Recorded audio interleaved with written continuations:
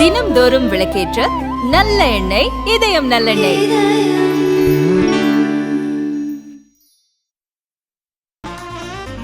Media உங்கள் கனவா? படிக்கும் அனைவருக்கும் internship, placement assistance. Pandey school of journalism short term கோர்ஸில் உடனே சேர 7338824242.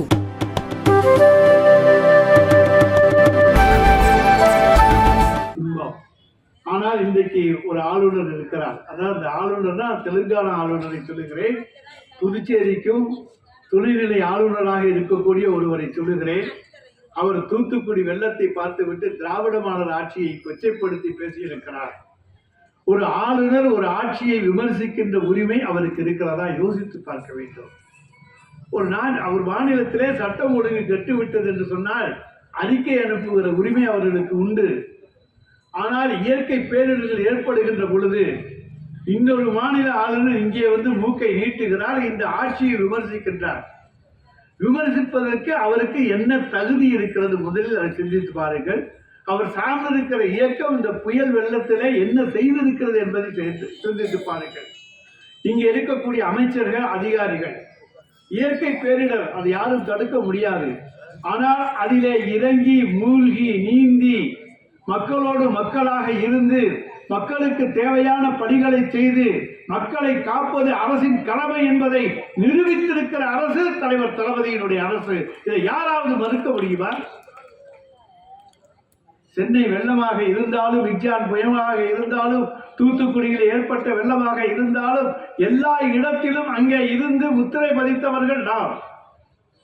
நம்முடைய உழைப்பு, அமைச்சர்களா யாராக இருந்தாலும் மக்களோடு மக்களாக இருந்தார்கள். ஒரு அமைச்சர் ஒரு கிராமத்திலேயே சிக்கிக்கொண்டால் அந்த மக்களோடு மக்களாகவே 3 நாட்கள் இருந்து அதற்கு பிறகுதான் அவரே வெளியே வர முடிந்தது.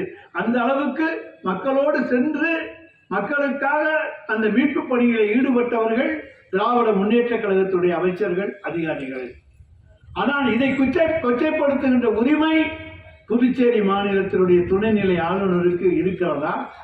தெலுங்கானாவிலே அவர் பட்டப்பாடு கடந்த ஆட்சியில எல்லோருக்கு தெரியும்.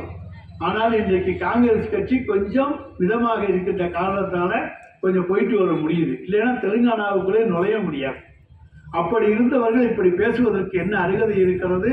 இந்த பேச்சை வைத்துக் கொண்டே குடியரசுத் தலைவர் அந்த ஆளுநரை திரும்ப பெற வேண்டும் என்று கோரிக்கையை திராவிட முன்னேற்ற கழகத்தின் சார்பிலே இங்கே நாங்கள் வைக்க கடமைப்பட்டிருக்கின்றோம். எங்களை விமர்சிக்கின்ற தகுதி அவருக்கு கிடையாது. நாங்க கஷ்டப்பட்டோம்.